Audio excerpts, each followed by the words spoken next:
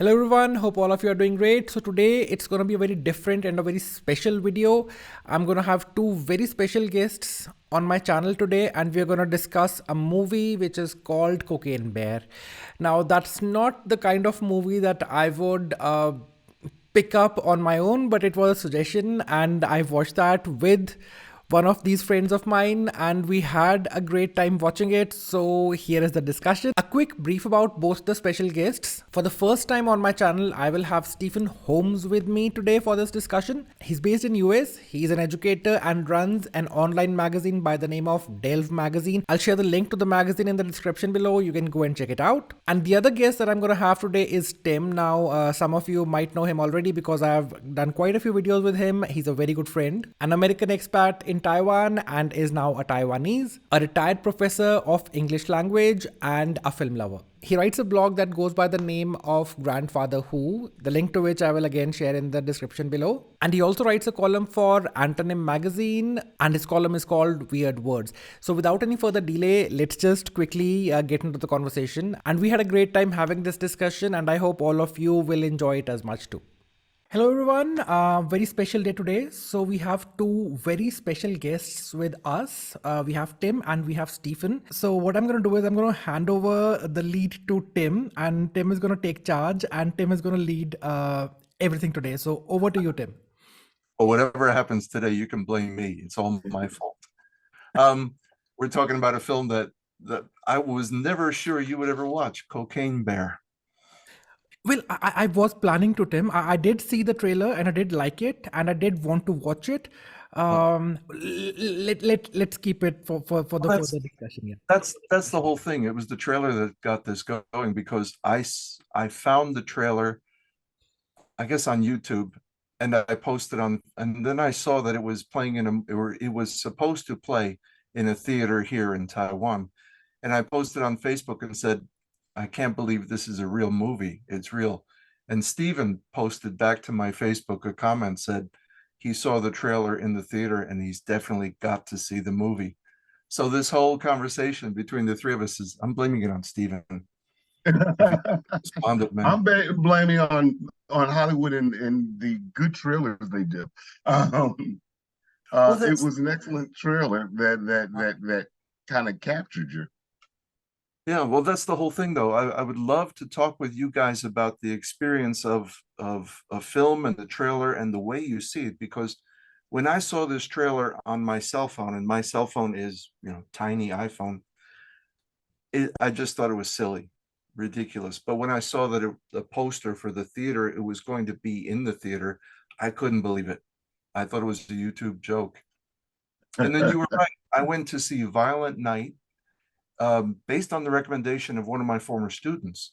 And while I was waiting for the film to start, they showed the trailer for Cocaine Bear, and I wanted to see it. That trailer was beautiful. And you think it had a lot to do with being in the theater, seeing it? Absolutely. Yeah. So maybe I'm the one with the biggest difference between the three of us, because most of my YouTube viewing, and I don't view a lot, is on this tiny cell phone. This is the size of my screen for most of my contacts. So yeah, being in the theater with that big screen, it made that Cocaine Bear trailer bearable. I see what you did there. Didn't do it on purpose, I swear. I want to ask you, when you went to see it in the theater, were there a lot of people there seeing Violent Night, or was it? No, I was the only one to see Violent Night. I go to matinee showings, so there's nobody there. Yeah. And I was the only one seeing the Cocaine Bear film as well. So you think the grandness of the screen itself was part of the experience and not just the people in the audience? Yes, because I saw it with no people at all. So it had to be the environment, the theater itself.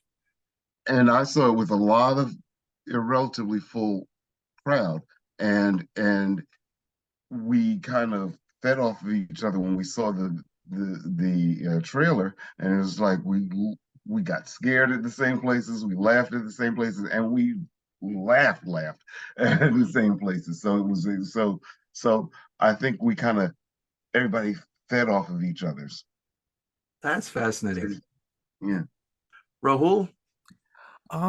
So I saw it with Tim in a very strange way. We were on a video call on Facebook, and then we synchronized and played the film, and we watched it together. Because I don't have like I can't palate a lot of on-screen violence and gore. So Tim was there to guide me that okay, now you look away and now you mute and this and that. So he helped me through it. I Well, was you can't getting stand Game of Thrones. no. So Tim, the thing is that whenever Game of Thrones was such a thing, that is the reason why I did not watch that dragon thing, because Game of Thrones, I had read the books, so I always knew what was coming.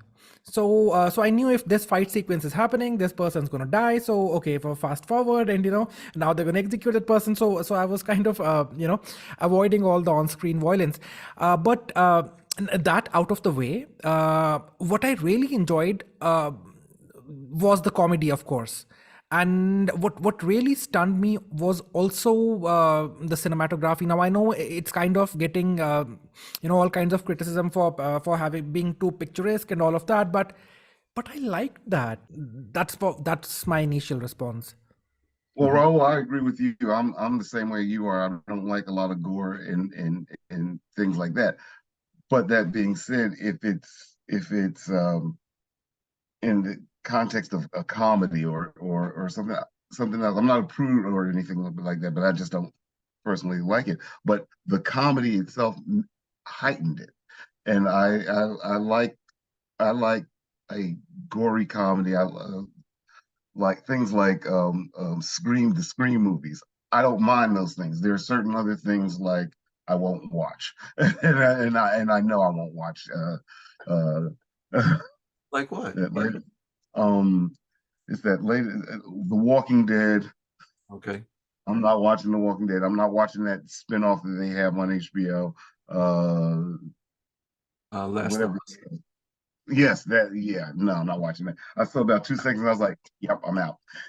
And I to did the going same. back to and going back to Cocaine Bear on the trailer.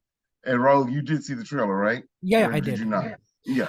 So when it opens up and you see the bear coming out of the darkness, and I'm like, and I saw it and I was like, yeah, I'm not seeing this. I'm not seeing this. No. And and then by the end of the trailer, I was just like, oh yeah, this is on. I'm seeing this one. So what was it? Because on the small screen, that trailer doesn't work. It just looks silly. See, well, the one scene where the bear's coming out of the darkness after the door is opened and his Yeah. bear is creeping out scared me. kind of scared me. I was like, yeah, I didn't think it was my kind of movie. And I was like, yeah, no. I was like, yeah, okay, I can pass on this one. And then I saw the comedy in it, and I don't mind gore and comedy together. And occasionally I don't mind kind of gore, but I'm selective. Uh-huh. Tim, I'm just wondering if I there were, like yeah, go ahead, Rahul. You. I was I was intrigued by the trailer because it did look silly, it had a comic factor to it, silly as in comic silly, and that's what got me into it. That's what caught my attention. Oh, I guess I'm too much of a snob because I didn't like that kind of silly. But like Steven said, in the theater, it was big, it was loud, it looked like a clear screen, not my dirty old, smudged cell phone. Well, yeah, and the screen size does and doesn't have um I should say it does have an effect on how you view things or how you see things and how you experience things. Um, uh, just like I think that some movies, especially bigger budget movies, need to be seen in the theater, Mhm. and and I think they were designed that way. Um, there are certain films I've seen where they were smaller, more intimate, and you can sit on the couch and watch it and enjoy it just being at home. You don't need a whole theater experience, especially as the screens get bigger and bigger at home. And so you can see certain more intimate films at home. But the big budget, big flashy films, the things that require you being a part of an audience is just definite, and some things just need to be seen, and that's been going back for a long time. Can you imagine seeing Jaws on a small screen? We, even though we see it that way now, but initially it was something that you had to. It was a shared experience. Yes. And that's what I enjoy about movies. Interesting you mentioning it, Stephen. So I remember, in fact, I wish I could show you this. I have this 14-inch television, those Sony tricolor things that we used to have back in the day. That's what I saw Jaws on. So that was my first experience of Jaws, and I must have been what, like 7 or 8 when I saw that film. It scared me so much. He's intentionally making us look old. I'm sorry for that, but it scared me so much. It scared me so much that, so back in the day in India, we at times used to have those buckets to take baths. Like we would fill the bucket with water, and then we would, I was scared of that water in the bucket. It was that bad. I didn't even have to go to a lake or a sea or anything else. I just, so, and, as a child, I saw that film, and I kind of like, I grew out of it, that whole thing, that whole shock of, and I would go like, ton, ton, ton, ton, ton, ton, and I would play with the bucket and, create ripples and all of that. Then, I was about 18 or 19 when I saw the sea for the first time. And when I went in the sea for the first time, and it was in Goa. So I knew I don't know why I assumed it. We don't have sharks here, and it's something which happens, in the West, and there are no sharks here, when that's not true. Anyway, so I was not scared. Then it was in 2015, if I'm not mistaken. I went to Spain, and then we were just sitting at the beach, and then we were planning, okay, we'll go in, in the water and this and that. And someone said, oh, there was a shark the other day. And they were tiny those were smaller sharks, they were not like those things. I got so scared, and I started making excuses not to go into the water. And the people who I was giving those excuses to, they could figure out that I was just throwing things in. They pulled me into the water anyway. But that's the kind of impact. Yeah, but that's the kind of impact that film had, even when I watched it on a 14-inch screen. When you think about it now, I use Jaws as an example. Tim and I'm assuming, Tim, you saw it in the movie theaters like I did, because we're the same age. Right? Yeah. So we saw it on a big screen. Your first experience with it was on a television set. Now, we all came away with kind of the same experience, same feeling of dread and fear about the water and everything. That was our experience. But if we go even further back to, say, like Psycho, and I can imagine now, you and I are aged out of that one, Tim. We're all aged out of that one, of seeing that on a big screen. But can you imagine what the impact it was to go to a theater where you had to go to a theater, you weren't seeing it on TV, you had to go and experience it all together, the scare, the shocks, and everything else that was associated with it, and that's the way it was for our parents. We saw Psycho on TV, and only saw Psycho on TV, and we all come away with the same thing. But can you imagine what it would have been like to be in a theater to see it, is what I'm trying to say. But I mean, we can come away with similar experiences, but just to be in the audience with a group of people watching something funny, scary, whatever, and enjoying it all together. But interesting, we're talking about Steven Spielberg, because in this film, Cocaine Bear, there were so many shots, there were so many sequences which I thought were directly a tribute to Jurassic Park, like over and over and over again, from the beginning till the end. And I loved that. They did do that a lot, and I noticed it. And not only, just the shots of that kind of reminds you of Jurassic Park. And again, I think that was actually, it had to have been intentional. It can't be an accident. What do you think? Yeah. Yeah. The frame, everything was just right out of it. Was almost like as I mentioned that time, Tim, it's almost like they're using that as a handbook to frame to frame the film. I don't know whether to call this satire or parody. I'm not sure. I think it was just a tribute to Jurassic Park, because I think that film is a masterpiece when it comes to cinematography, and they were just, I think, showing us again why that film is so great. I don't know. I'm just thinking. Mm-hmm. I saw the Cocaine Bear as from start to finish, playing with the icons of so much of Hollywood, the Western, the cowboy, I guess that's Western, the detective film, and of course horror from start to finish. But talking about Jurassic Park, for me, Jurassic Park was an introduction to the era of sound in films. After Jurassic Park, I could not be satisfied with sound systems that are not anything but surround sound. And my favorite theater near my home has vibrating chairs. Sometimes I feel that kind of takes away from the experience, though. Sometimes older I get, the loudness of it is just like, I'm like, oh, I hear my grandmother's voice and like, can you make that a little easier? It's just a little, that's too loud. but and sometimes it distracts from it at first for me. Then I guess I get accustomed to it, but at first it always distracts me when it's too loud. Yeah, sometimes it is too loud, almost painfully, but I welcome that. I like that. I can't do that.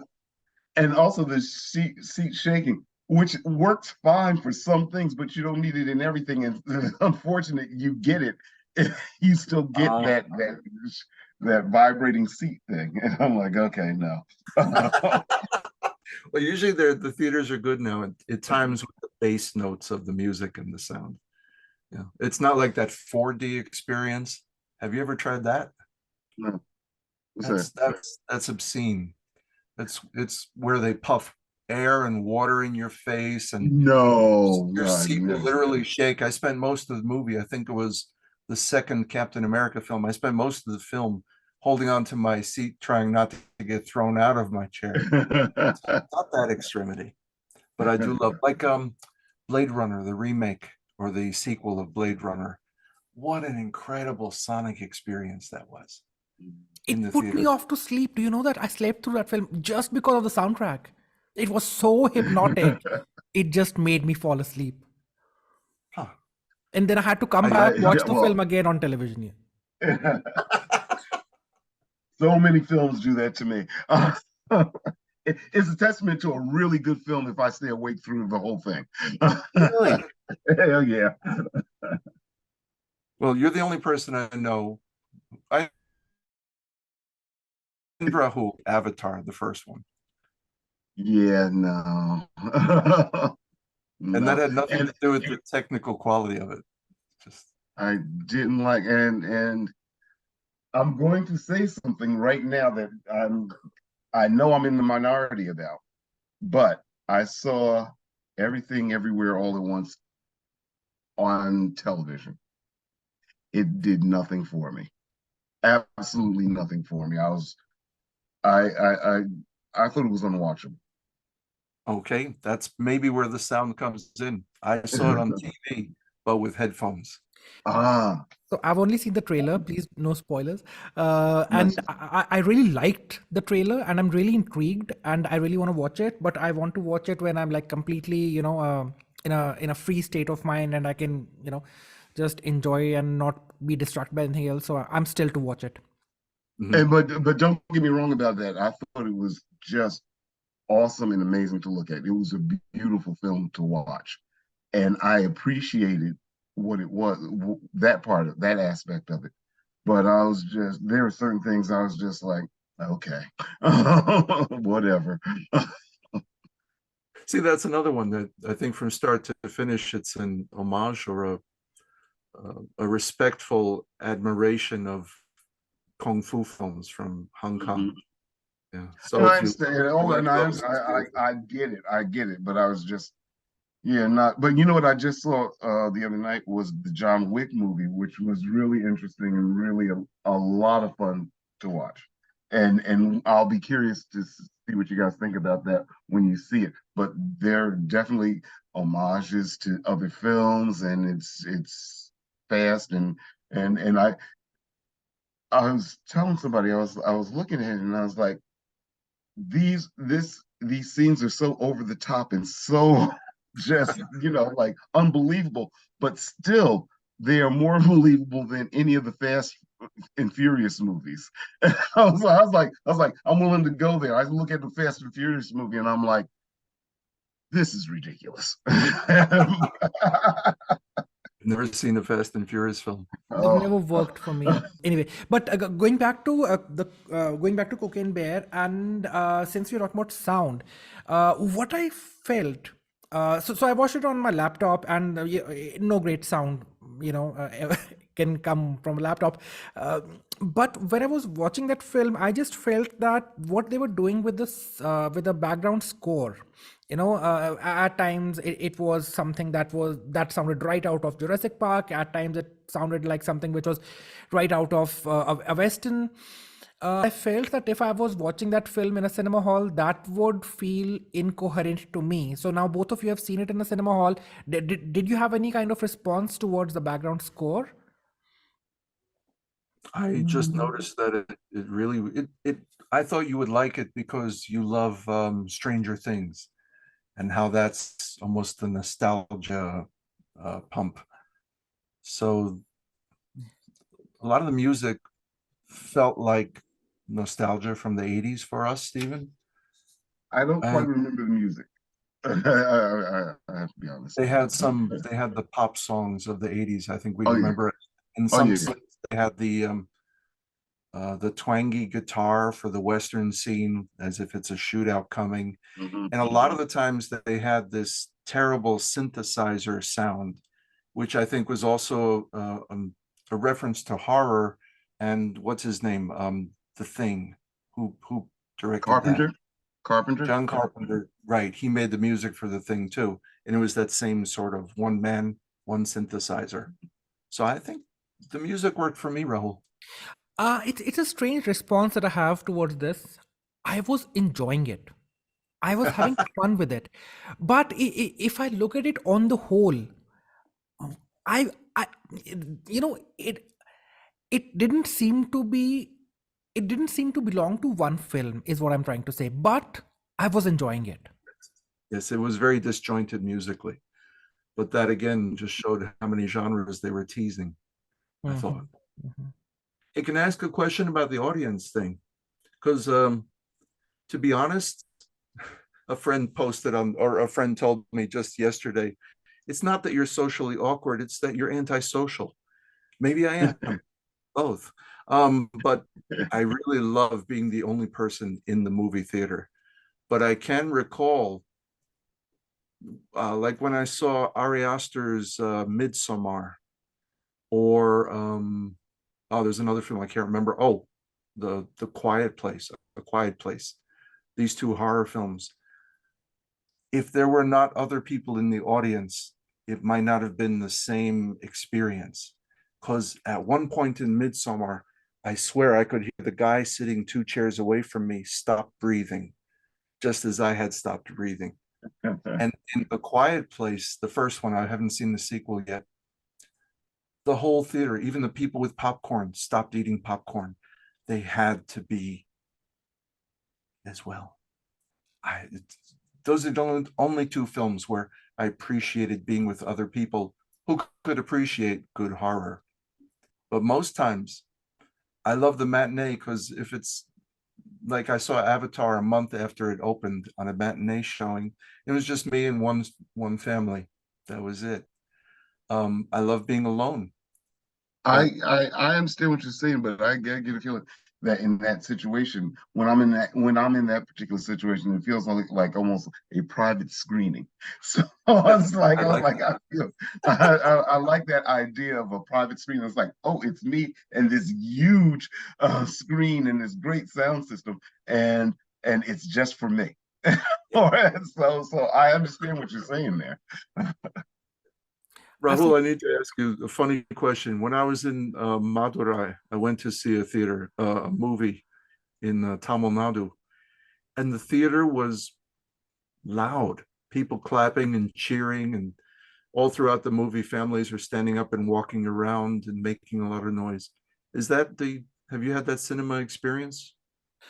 So here, what goes is that so we have the multiplexes and the more expensive cinema halls, and we have single screen cinema halls, which are the more cheaper ones.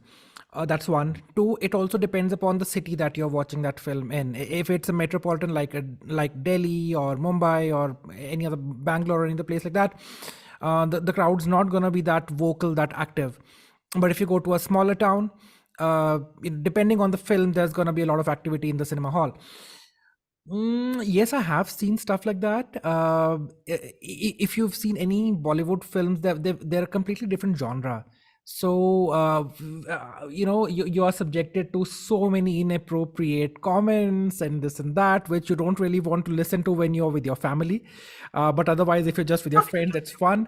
So I have seen all of that. It works for some films. It doesn't work for some films, is what I would say. That's how it goes for me. Oh, fascinating. And the same goes in Black community. We're famous for talking back to screens, and it's an fun. experience unto itself. Yes, it is fun. It's fun. It's just like you're talking back, like, don't go in there and don't do it, and you're having a great time. And people are making comments, and you might laugh at something somebody says in the audience, and it adds to it. It's fun, but it's not for everything.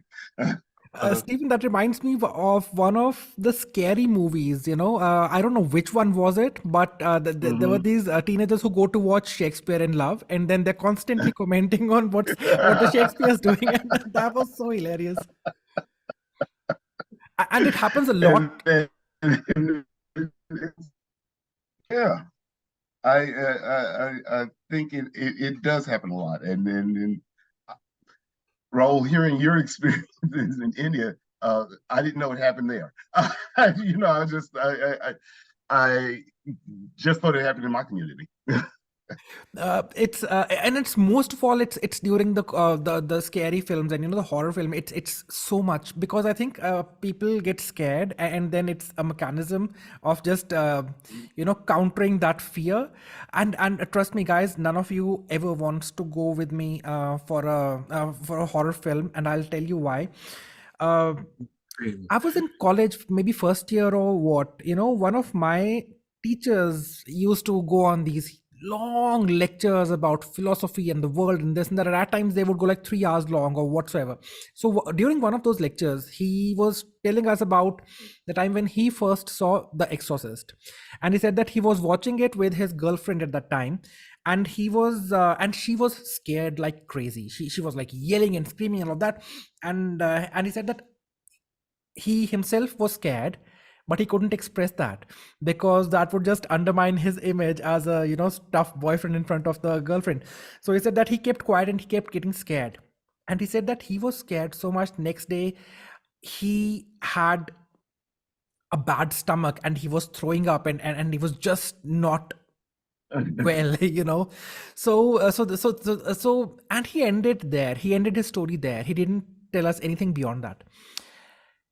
Fast forward so many years, and I go to watch The Conjuring, the first one, and it scared the hell out of me. So back around that time, I used to travel a lot, and I used to travel alone. So I used to go to some village in the mountains, take a cottage for a month, sit and write, and and then come back. I postponed all of my plans by 3 months because I was just not in a position to travel alone because I was so scared. And something else had happened a few years before as well, that, I used to stay alone in an apartment, and then I saw a horror film, and the whole plan and the setup of that apartment was just identical to the place where I was staying. And one of the characters used to stay up, get up every night at 3 o'clock.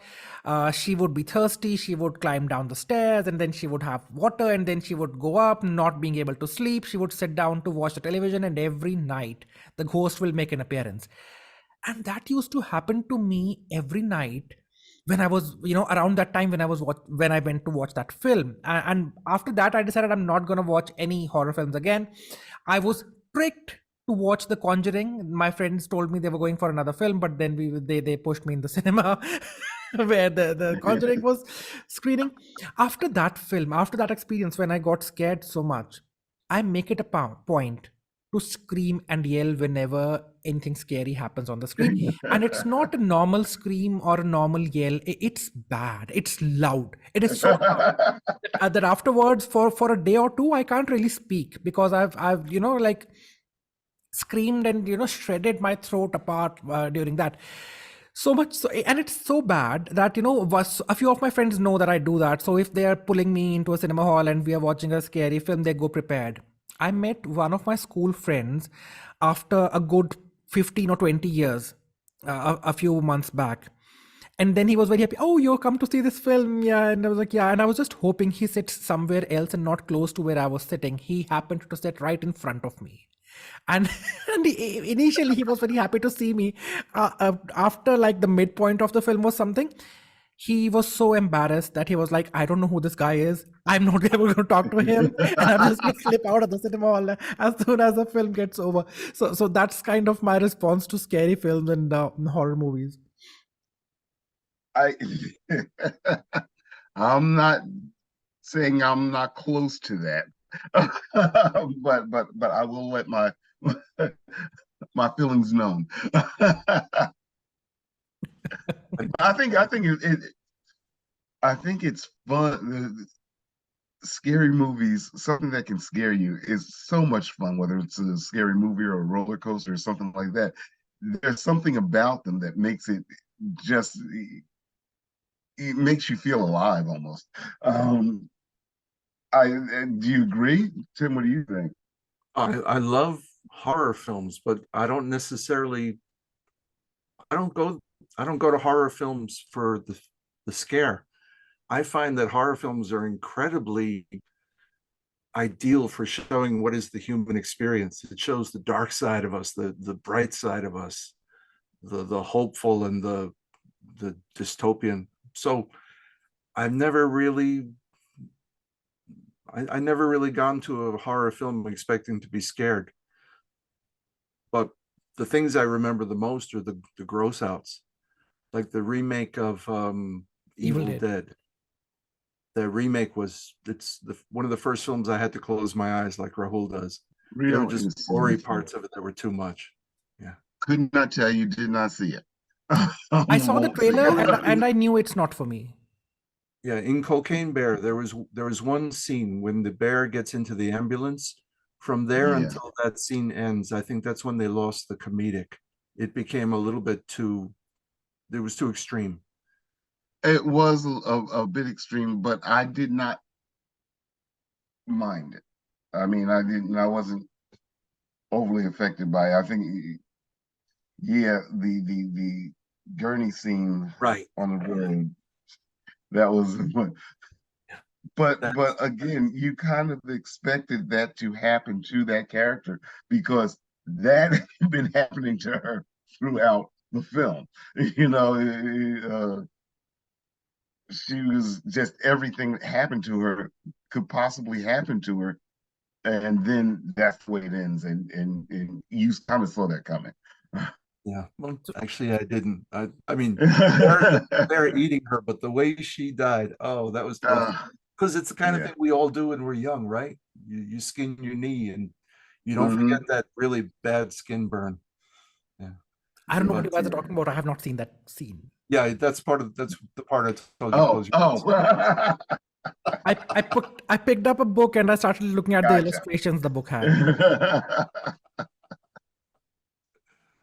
One of my last things I'd love to talk about is how influential is our social media feeds in getting us interested in certain films.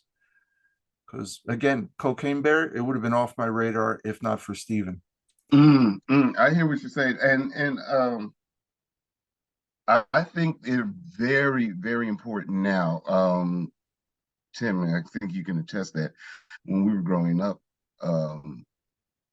we had on the major television stations, we had film critics telling us what we're going to see, what to see, and everything. But the problem with that was it was very limited on what they were going to review. It's going to be major studios. It's going to be white movies. You didn't get a lot of them reviewing black movies, and if they did, they didn't quite get it because it was a white male centered discussion. And I think that we've evolved we evolved from there to actually newspaper critics who you would read on a Friday and say, oh, this movie is coming out, and it would be opened up wider, but it would still be kind of specific to certain movies. And now you have, whether it's on Facebook saying this looks fantastic or this was fantastic, or actual reviewers, online reviewers, it's so diverse. The ideas are so diverse, and the movies and everything is diverse now. So we have moved to a better place now, and I think film criticism is at a great juncture. I think the newspaper film critics are almost disappearing, maybe. Yeah, just like the television film critics. They're gone, completely gone. You don't have them anymore. What you don't have anymore either is the newspapers with the little advertisements. You'd go for that one yeah spread of little posters. I miss that. Rohel, how about you? How easily connected are you when your friends say, go see this? So it just kind of like sent me back in time to just trace how it used to be and how it's what it has turned out to be now. So Bollywood is a very different, it used to be a different genre in itself back in the day. Now things are different. Now we have, films coming out which are different and all of that. But there was a time when what we used to call formula films, every film had the same story. They would have a set of songs. There would be a hero and a heroine, and there would be this villain who generally was the heroine's father. He would not let the couple be, and then in the end he would either die or go to jail, and the hero and the heroine will be together. That's like the story for 80% of the films that used to come out when I was a kid. Curses to Dirty Dancing. It sounds like. I think it's Dirty Dancing and probably Romeo and Juliet, and those were those two templates that they just rearranged over and over and over again. Anyway, so but Bollywood music was always something which had always been very popular. So they used to have this television show which they used to call Chitrahar, in which they would screen movie songs. So they would have at times songs from the older films, they would have at times songs of the new films, and they would at times have songs of the films those were to come. So that was a very effective and important promotional tool for the films back in the day. And there would be posters, and then we would have certain film magazines which would keep putting in teasers. Okay, this film is being shot, and that's how that's happening, and then some interview with some actor and all of that. That was one's exposure to films. Film reviews used to be there, but somehow I don't know about the others, but it was not something that I ever depended on to decide whether I want to watch a film or not. it was just, is it from a filmmaker that I like? Does it have the stars that I follow? Are the songs nice and I want to watch them? That's how I would decide which film I want to go and which I want to skip. Then there came a time when we started to have these television film critics, and they would sit and discuss, and that was the time when I started listening to them and maybe decide, okay, well, I want to follow what they're saying or not. But that was for relatively a shorter period of time.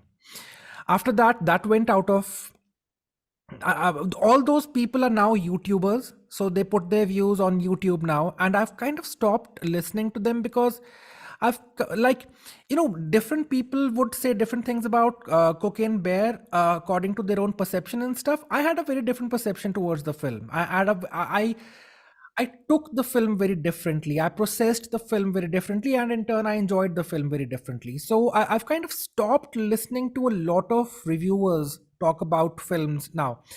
There are also a huge number of what they call themselves film reviewers. I don't think they are entitled to that. I'm sorry, Tim. I'm being as snobbish as you keep saying you are, but but they don't know anything that they're saying. They don't understand the what Tim keeps referring to, the art of filmmaking. They don't understand those nuances, and then they pass on their judgments. So I don't listen to them either. I think how I decide if I'm going to watch a film or not is I watch the trailer and I see if it's working for me or not. If it's giving me, enough things to, be intrigued about or be curious about. I think Renfield is a trailer which I've watched and I was like, this is a film I'm not going to miss. And but Tim Yeah, doesn't seem to be I agree. excited about that. So I don't know. Yeah, I that's agree with that's you my on own that. came back. Yeah. I But saw but it on the small screen, thought, yeah. I saw it in the theater. I still thought, yeah. I've seen the trailer for that a couple times, and now they have a different trailer. Which I've And not I seen was yet. I like, think I'm going to see that today. yeah, don't see the new trailer. No? I'm going to Oh, suggest Raul not see the new trailer because it is kind of gory. Okay. But it looks fun. But again, going back to what you're saying is that I think that reviewers, people who are giving online reviews now, sometimes back in the day, again, it was a lot of very white male centric reviews of things and of movies and films and music and things like that, and they just didn't get it. And so I was looking at them, even though they were, kind of know the nuances of film, they didn't get it. So I'm looking at it in a different way that people now online, they're thinking like I'm thinking. They have an idea of what they like and what's good and what's not. And because again, I've seen a review of Cocaine Bear where in print totally did not get it at all. Did not at all. And I was just like, did we see the same movie? and it was so dismissive of it, but I thought it was a wonderful movie. I had a great time. Having a good time is one of the key things to seeing one of these movies in the theater. I completely agree. And, again, irrespective of the source, actually, as you were mentioning it, uh, I just happened to see this Hindi film called Tu Jhoothi Mai Makkar, and I enjoyed it. And I saw a lot of layering and social commentary and all of that happening. And then I went out to see, after I watch a film, at times I go ahead and see, what are the critics talking about now. And I had the exact same reaction as you are saying. They just didn't get it. They did not get the film. They just got it all wrong because uh, it's not even the lens that they were using to review and critique the film. It's just that they didn't see it because, and so the film that I'm talking about centers around a Punjabi family, a North Indian Punjabi family, and there are certain ways of doing things. Like if you talk about the Black community, there are certain things of there's a culture, there's a culture of things. So you have to be aware of that culture in order to understand what they're trying to say. and you cannot be completely ignorant of the culture and just keep passing comments about what's happening and so on. And I felt that was what the critics were doing, and I felt like I don't need to listen Absolutely. to that. I hear exactly what you're saying. You're absolutely right. Um, and this has to do with film, but I remember listening to a review, someone on television reviewing hip hop, some hip hop album or something like that. And it was so clear. They were so dismissive of everything about it. It's like, it's not this, it's not that. And I was like, oh, and that's when that's when you start getting a little upset and mad that you're like, all right, let me just turn this off. But that's when you start truly understanding that there are people who don't get it, won't get it, and aren't open to it. I mean, I'm all there for you if it's not of your culture and you attempt to understand it. And even if you don't quite understand it, at least there's an attempt made. But to be totally dismissive of certain things and movies and music and things like that is just beyond me. That's, Yeah. hey, I tried to watch RRR. Sorry. So did I. What are your thoughts for the film? Well, I think there, you just said it. I mean, there are at least there are two people on my Facebook feed, three. I'll include you, Rahul. Sorry. There are three people on my Facebook feed who I can see they have the same taste in cinema that I do. You, Rahul, Stephen, and the third friend of ours, Yasmin. And I just, whenever you guys say that you like a film, I automatically think I have to see that. Although we still do disagree on some things. Yeah, absolutely, and that's always, I have one friend. We'll see movies and or see something, and he'll hear a piece of music, and he'll report back to me, and if he doesn't like something I don't like, I was like, what's wrong with him? But we usually like the same thing. I was like, what? Something's wrong with him. I don't know what's going on. But we don't have to always agree. But there are certain things that we agree on most. Yeah, and I really like that. And this is the bad part about seeing films at home. The length. Sometimes the length of a movie is, I mean, growing up, Tim, I'm not sure about if you're old enough. We had double features, and we would sometimes triple features, and we would spend entire days in a movie, in the darkened movie theater. But now it's just like to do that is just like, I don't have that much time. So you watch things in chunks, and you're like, okay, I'll come back to this. And I got something else to do. And that's kind of doing a disservice to these films. I can tell you, I saw the movie Tar with Kate Blanchett, who I love. I love Kate Blanchett. That movie was so long and pointless to me. and I was like, I tried to sit through it, and I said, oh, okay, let me come back to it. Oh, let me come back to it. Oh, I've fallen asleep. Let me rewind it. And so a long movie can't make it with me right now. That's the problem with watching things at home, right? That's the problem. That's the main problem. You are distracted at home. Go ahead. I'm sorry, Rob. Sorry. Okay, so I'm watching this really, people might call it a C grade film, but I would say that if there was an F grade for films, it would fall in that category. So it's called Hotel.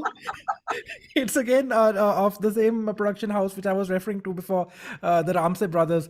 And it's like, there's that whole set of things that's so bad you want to watch it, and it's like so it's, and I watch like 15-20 minutes every night before I fall off to sleep, and that's what I'm doing with that film. But coming back to the idea of, yes, we do get distracted a lot when we are watching a film at home, and all of that is definitely true. But I also feel that there's another reason why we have started doing that.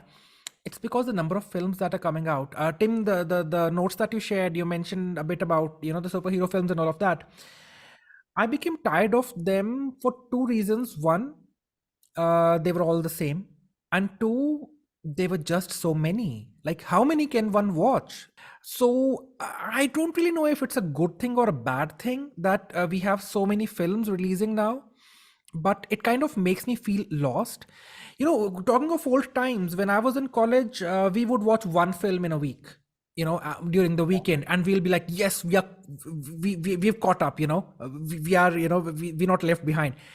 Today, if you watch one film a week, people will go like, dude, do you even watch movies? So I don't know how to, take this. I don't know what to say about this. I love it.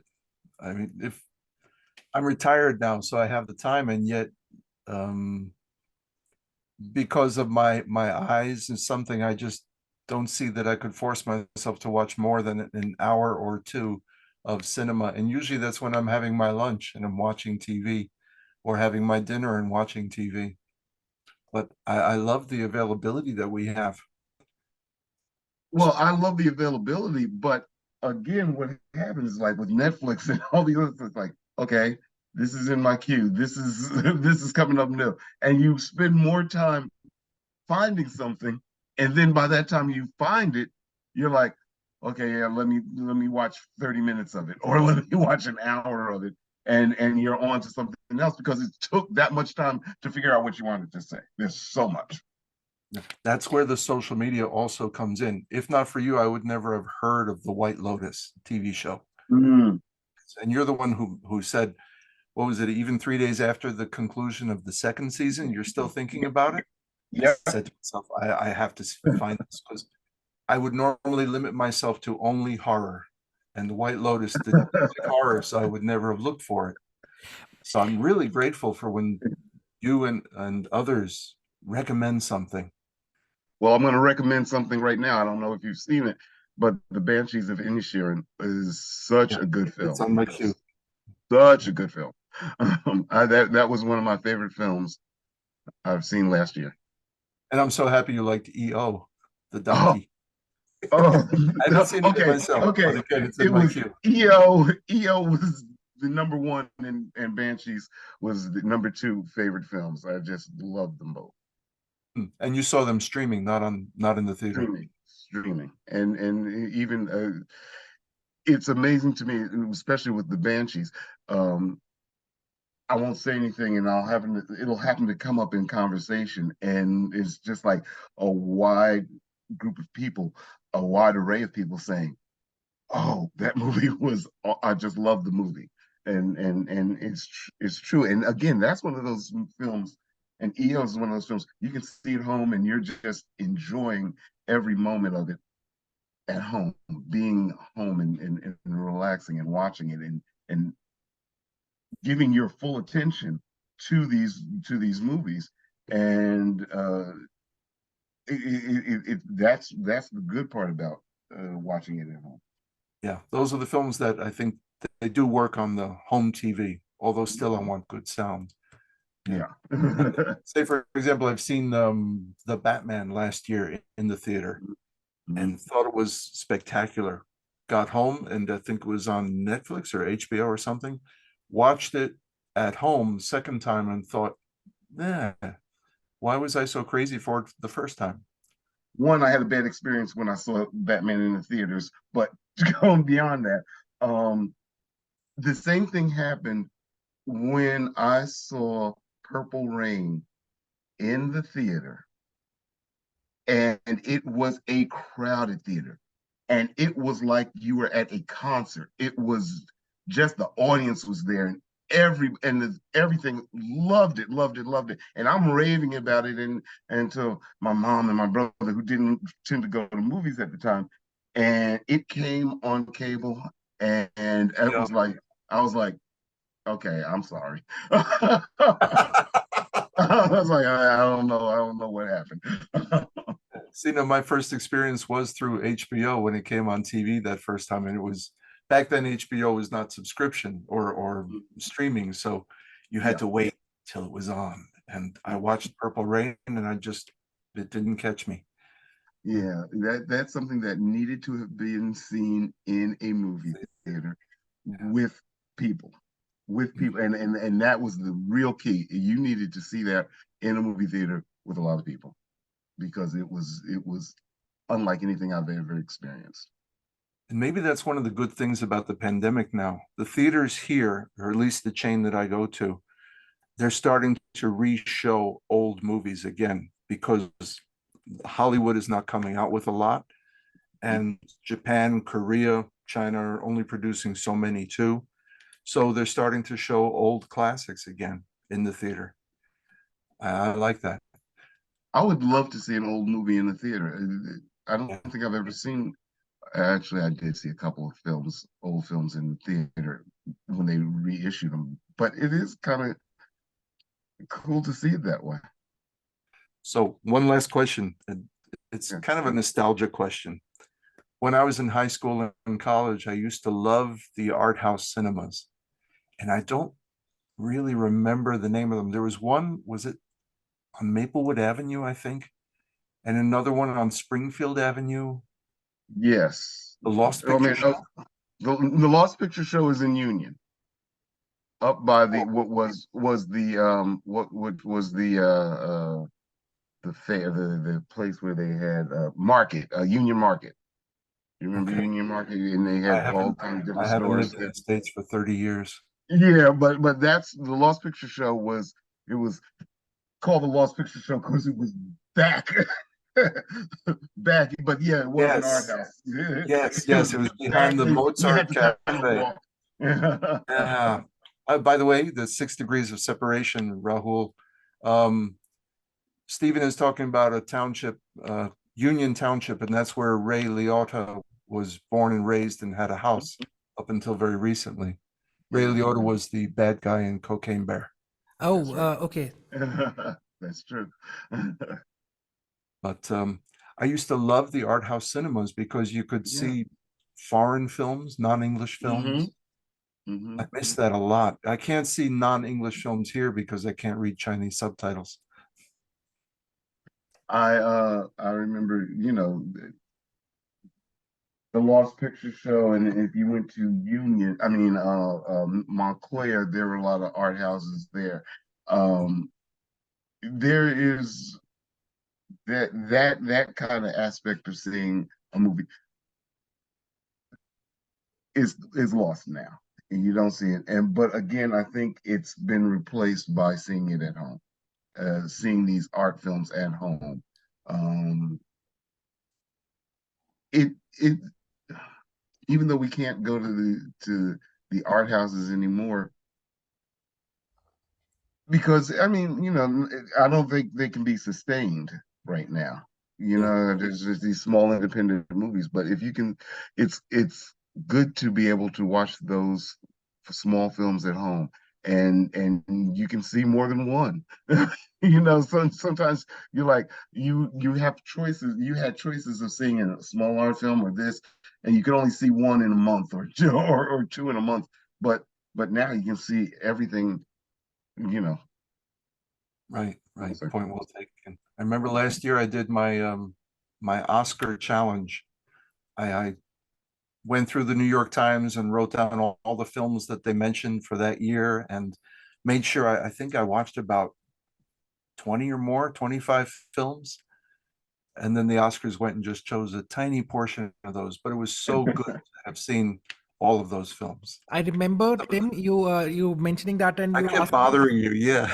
asked me, and I was like, "This is too much of a commitment, man. I can't. It's impossible for me to do this." Well, there were some really great films out there I'm that sure there never made are. it to the Oscars. I'm thinking there was one, it was an Iranian film called A Hero. If you guys haven't seen that, you have to find it. It's such a good film.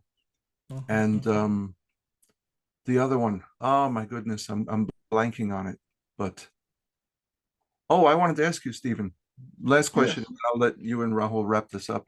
Um, did you ever see that film about the card sharp? What was it that I the gambler? Ah, Why? What was this one? it came out last year. It was the same director who made First Reformed. Um, the Gambler, I don't remember. You had said you were going to see it after I'd recommended it. Yeah, Liked it. yeah, it was with did it have Tiffany Haddish in it?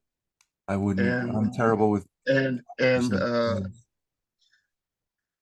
other guy, I know exactly what you're talking about. No, I haven't seen it, and I Oh, did okay. need to see it. I know exactly what you're talking about. I can't think of the name of it. I'm gonna have to look it up. And another film I'd highly recommend is Mass, Mass. Okay. Mass is just, it'll blow you away. So that's my only takeaway from last year's challenge, Rahul. Those three films, good stuff. All right. I am definitely going to look these up, see if I can get it somewhere. Okay. I think Mass is on Amazon. Yeah. You guys are Okay, talking. let's wrap this up. Yeah, we need to wrap this up, but I think I have a few questions which I really want to throw at you guys. So, you guys were talking about watching the films which we have not seen in the cinema halls. I think I definitely have two films which I regret that I was never able to watch in a cinema hall. One is Out of Africa, and two is Cinema Paradiso. I don't know how you guys like these films, but I think these are two of my favorite films.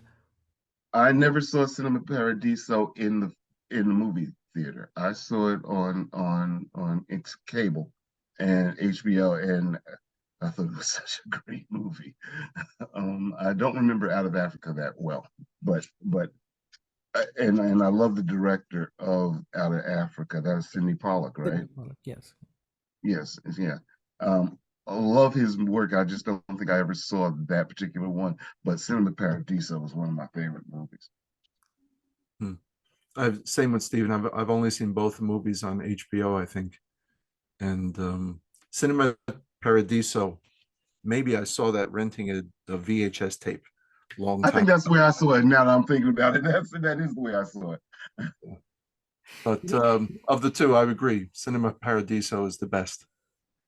You get asked this question generally, which is your favorite book and which is your favorite film. I've like kind of like boiled it down to, if anyone asks me which is your favorite film, Cinema Paradiso. I don't want to think anymore. That's my favorite film, and that it is because I love it. My favorite film was forged when I was very young, and it still lasts to today. Is The Red Balloon is my favorite film. Just and EO kind of reminded me of uh The Red Balloon, but The Red Balloon, anybody asks, that's my favorite film. That's one of those films that I remember that I've seen it, but I don't remember it. Because it's like, do you remember Kukla, Fran, and Ollie? They used to show that on Saturday mornings, and it was Kid in Paris and has a balloon, a red balloon.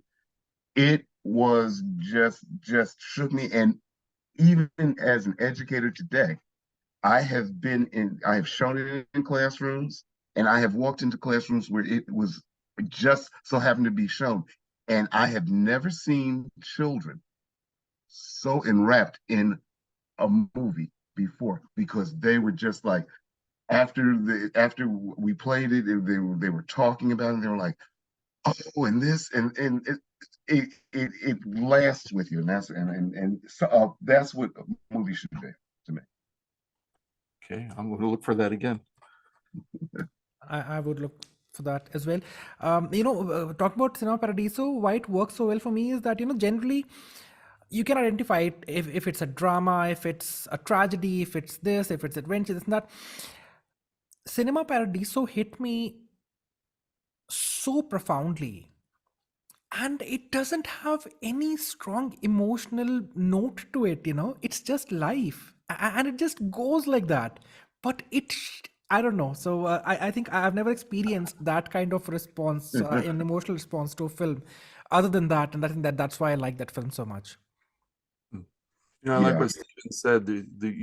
Your film, your respect for films is forged as a child, and for both of us growing up, we were lucky. I think we had a lot of theaters in our neighborhood, Yes, and we it did. was not extremely overpriced, so we could go to the movies. I hear American ticket prices are ridiculous now, but Something like 15 to $18, depending. wow, I couldn't afford that.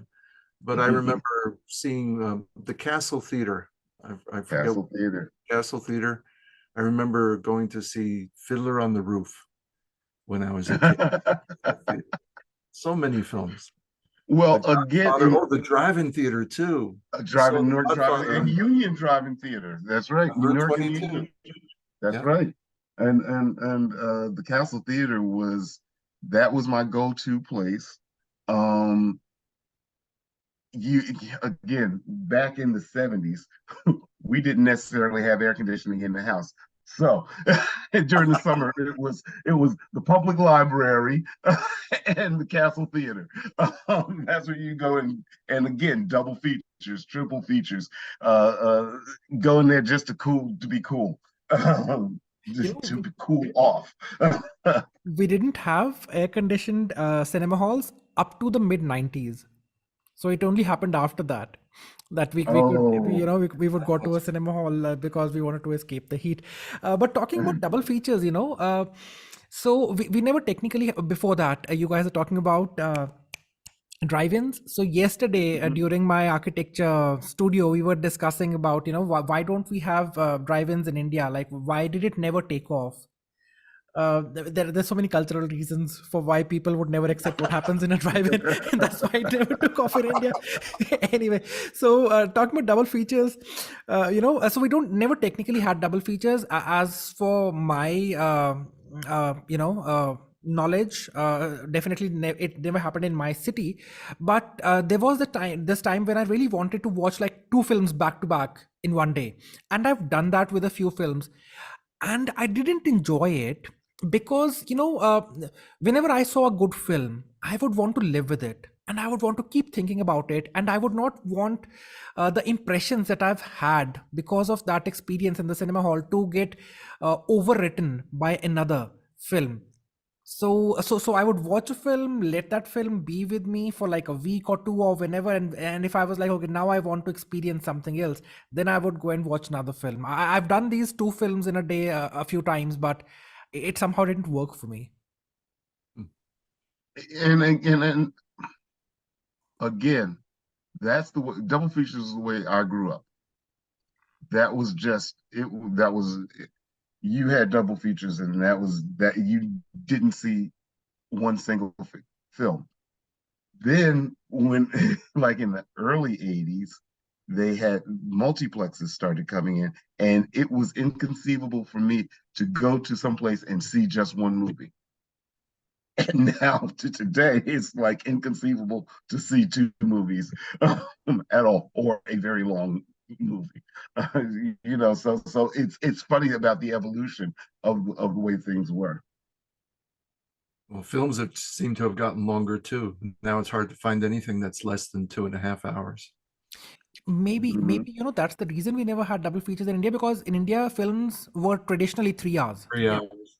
It's always been so. So yeah, And that makes sense.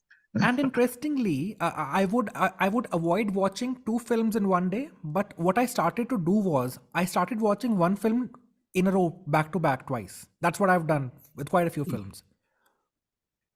That actually sounds like a good technique for really, It really sounds like an excellent idea because Yeah. yeah, I know when I saw Cocaine Bear, I liked it so much. I went with friends to see it 2 days later. So it was good to be able to see it, know what was coming up, and actually hear and listen to what you might have missed the first time. Yeah. So yeah, so that's an excellent idea.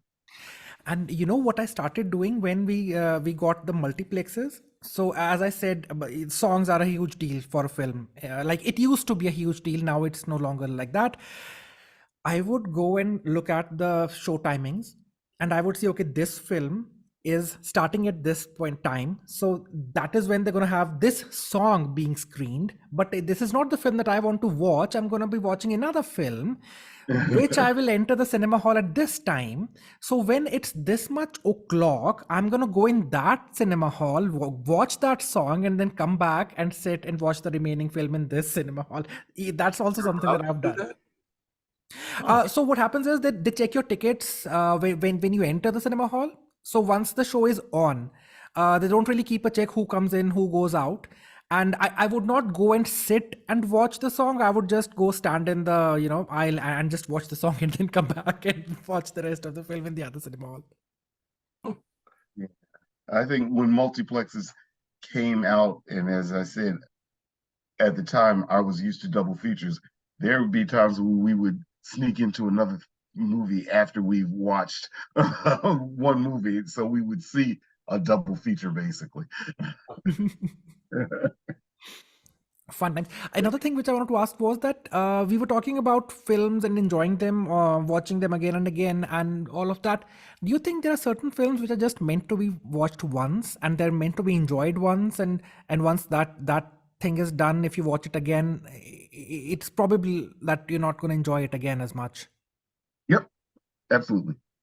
I said I said that about several movies where I was like, I'm enjoying this. I like this. I'm seeing this only once. I'm not seeing it again. And I can give you an example. 12 Years a Slave. I was like, this is a good movie, but this is something I will not ever see again. I haven't seen it yet. It was very good, but again, it was a little tough to watch. I saw it. I'm good with it. I'm good with having seen it. I think that, Rahul, that'd be my experience mostly just with every film, because time's getting too short. It's like rereading books. How often do you reread a good book? Yeah, that calls for a lot of investment of time. Yes. Yeah. Okay. So more than 3 hours sometimes.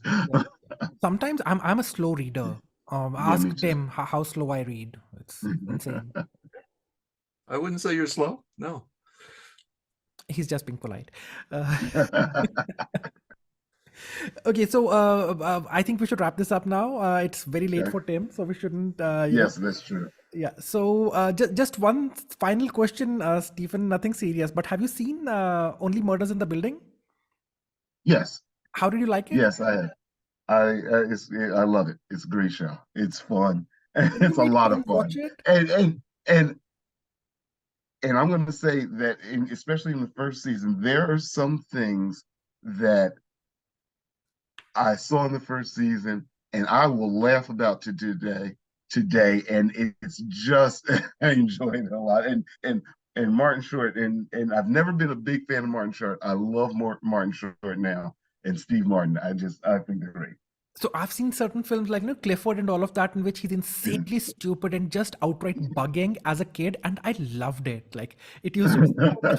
Anyway, so Stephen, is there any way we can make Tim watch Only Murders in the Building? Because I've tried everything and he refuses to You watch just it. have to keep reminding me. I'm not against it. I just, you see, I have literally, I'm not going to say 100 or more movies on my list to watch, but life's busy. Doing nothing. It's definitely worth watching, investing the time, especially when there's a new season coming out, and it's a little difficult once you get like 3 or 4 seasons in, and you're like, oh, I have to watch. That's a commitment. You only have 2 seasons right now. Start watching it, and then you'll be ready for the 3rd season, and I think you'll enjoy it. And it's just 20-minute episodes. The episodes are not long. They're short episodes. Yeah. It's a lot of fun. Okay, I promise you, Rahul, I'll do it. Thank you. I've been trying to push him for like. As we get older, binge watching becomes uncomfortable. No, I never binge watch. It's not. I don't think it's about getting older. I don't like binge watching because, as I mentioned earlier, I like to stay with things. I like things in television. Serials are serialized and they're structured in a way because of a reason, as opposed to a film. It's a different mode of storytelling. That's a different mode of storytelling. So I don't know, maybe it's under evolution right now, and right now they're being designed in a way that you can binge watch the whole series back to back, but that's not how I like to watch series. No, it has to happen in episodes. I want it to spread over time. I find binge watching. I can binge watch. I can do that, but sometimes it's just like you're just like, okay, I'm gonna watch this amount, I'm gonna watch this, and I can come back to it, which is nice, being able to come back to something and watching it over time.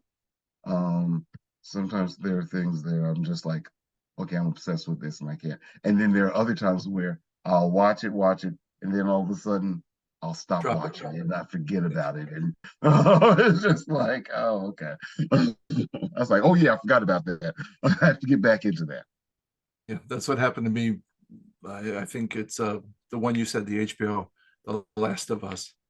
I haven't gotten past the third episode. Just I have it all, but yeah. It was too much Yeah, of violence for me. I decided not to watch it. And same for yeah. Dragon series. I know Tim says that it's not too much, but I saw that one scene and I was like, no, I'm not Yeah, suggesting for that. that dragon thing, House of Dragon, that Yeah. was again lunchtime watching How can and you nighttime. eat while watching that? I don't know. To me, it's not violent at all. It's fascinating. The political connivings. You can see how people are getting in trouble. And nighttime for me is something. It has to be something light, like The Mandalorian, or something simple enough that you're Or not only going to murders in the think about it. building. Yeah.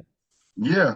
Yeah, but yeah, I'm not sure I have that streaming service. I won't pay the money for. I'll try find a way to, to share it with you. Okay, Steve, it's Excellent. really good to see you. We It never was did good seeing introduce you. you.